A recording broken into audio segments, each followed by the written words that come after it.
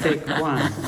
If you could explain us, what are you doing about the garden around the stupa these days? Well, maybe for people it's interesting to know that before the stupa was built, Lama Michel, he had this idea of having a space outside for summer teachings. And so this place we talked about maybe making a little bit of a sort of more like a movement to help people to feel at home in this space, yeah? And so then the man with the tractor, he made some nice curves instead of straight lines. So this in Albagnano is important because we have many straight lines with the terraces, and they are very quick and very definite, the barriers.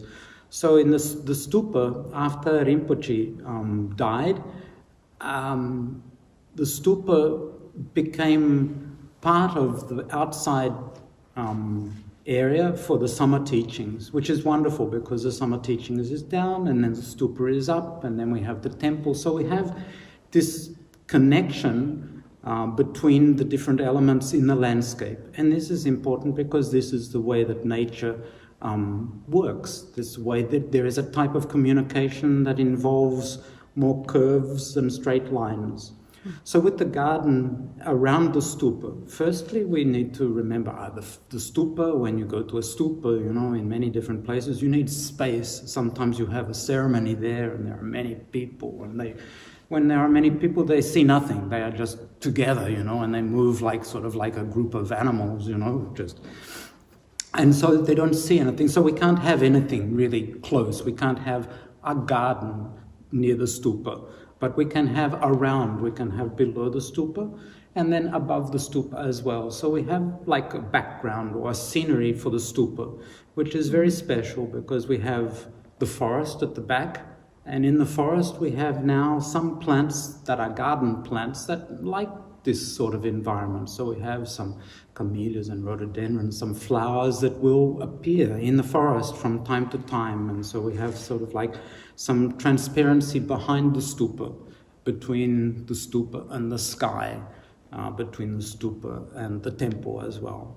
And then just above the stupa, there, or behind the stupa, there's this big rock wall. So we have now just some small plants along the top that just make some definition, And then this rock wall, we will also put plants into the wall as well. And growing along the face of the wall will be a grapevine with red grapes. And so we have this way that somehow birds and animals will come. People will also come, firstly because of Rinpoche, for making kora around the stupa. But because there is some interdependency, like the grapes, they like hot weather. So the rock wall becomes very hot. So this means that the grapes become very sweet. And with grapes very sweet, it means that people are very happy, And so they have work with interdependency, but it's at the moment all invisible because you only just see little things.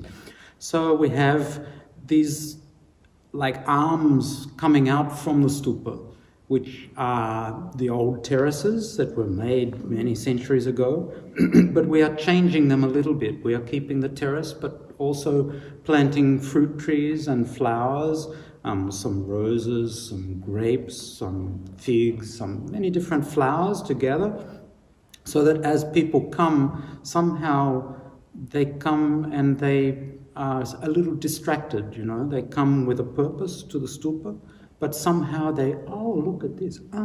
So we have also where we put plants and flowers, and we have also insects and birds will come. And so people, somehow they come and they become a little lighter, when they come to the stupa. And this is very important also for the stupa, also for the center, that people come somehow a little bit lighter, because we all have problems, we come very intense. I'm going to the stupa, I'm going to the center.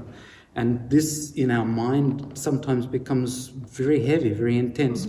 So the work here is making more curves and more fluid movement so that people can come and go. And you might come from one direction and somebody might come from another direction and somebody else might come. So we have a meeting place, because it's important that the stupa, like the gompa, is a meeting place. And we need to make sure that this happens, but in a way that's not, like we could have lights, red, yellow and green, you'll go. No, it's better that people, somehow it happens, And this is wonderful, because when we are working, with positive interdependency, and we can make this happen if we design, we can think and then have in our heart that we want people to meet and be happy.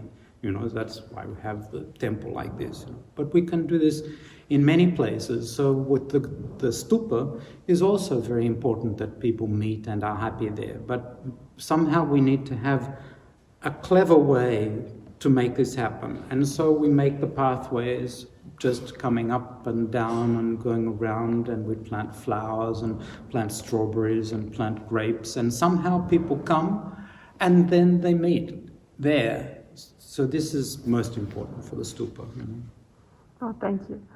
Do you have any tips for people at home if they want to somehow join and feel part of it, even if they cannot come? Well, first, I think already people have seen photos of the stupa or films of the stupa, because it's very beautiful. Lama Michel went to a lot of work to make this stupa, and it's not many people make stupas these days, So for us, it's a wonderful present to have this stupa, So first is to, I think we learn many times about the power of the Bodhisattva mind and this heart, and it's a space that's so big. Rinpoche, he talked many times about these things, and Lama Michel, he also teaches about this, we are working with our chakras and, to make inner space, So first is to feel happy when you look at the stupa. Remember Rinpoche, who is there in the stupa. So we have first to bring this as our focus, and then to see little by little that around the stupa is more alive, that people are coming, that there are flowers in the garden, sometimes some offerings, And with the flowers and the people, it's very interesting that many different things come, So we know the flowers, because of the interdependency, come the insects. The wind the air is also flowing around, So we have the 5 elements that are there, and we are the 5 elements. So it's interesting, like our learning with the lamas is about this dance of the 5 elements. And so instead of saying, oh, I wish I could go, or I'm so sorry I can't go now because of many different reasons, it's more to think with a positive mind. I can go, I can imagine. If it's difficult to imagine or to visualize, like we practice, we look one photo, we see some film. And the insects and the light and the air, these elements, they are coming and going the whole time. So it doesn't matter if we really, if we are not there. We can go in our mind, and we learn this with our visualization of the idams, and we're practicing this the whole time. So we practice this a little bit in springtime. If we are happy, then we say, we look in our garden or on our veranda and we see the flowers and the herbs and the things growing. We're planting seeds. And then we take this happiness and we say, also at the stupa, somehow similar, And so this is very interesting. We can do this. This is one thing that makes us a little different from animals, We can use this imagination. And so we can plant seeds and we can be happy, and this happiness we take to the stupa. Or we take the happiness of the stupa to the plants that we are caring for, because we have this energy. We can make this connection, So we never know whether the bees and insects that visit our plants, they don't come to Albagnano and visit the flowers here, you know. The wind, the air, which is invisible, you know, you like this and maybe it comes here, you know. We have our thought, which is sort of, when we focus our consciousness, it's like light, you know. So every day when we have the sun that comes up, it's light here, it's light in Milan, you know, it's light a little bit later or a little bit earlier in some places.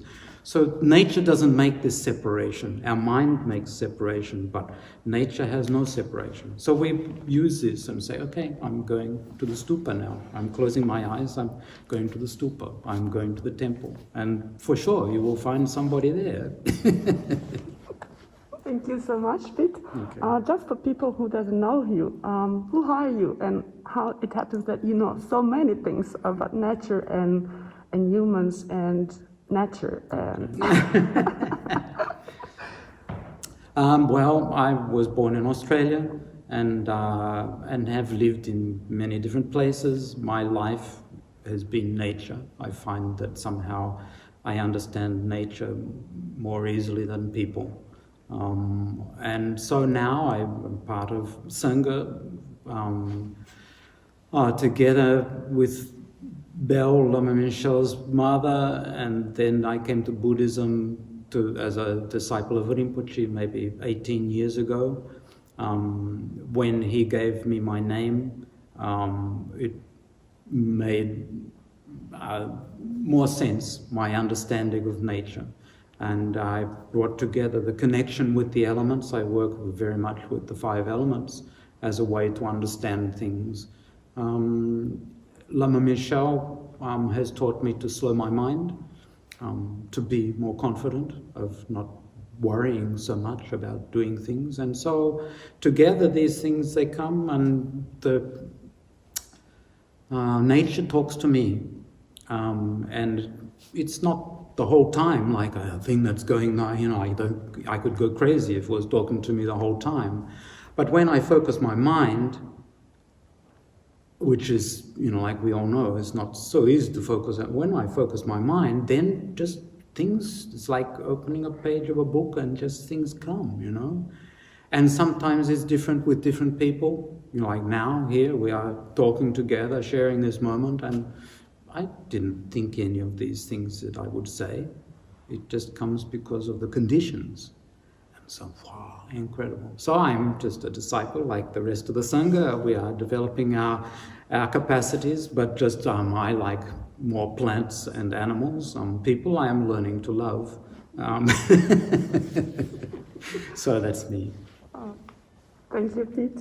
Thank you. See you soon for the next video. Yeah, okay. Thank you. Thank you.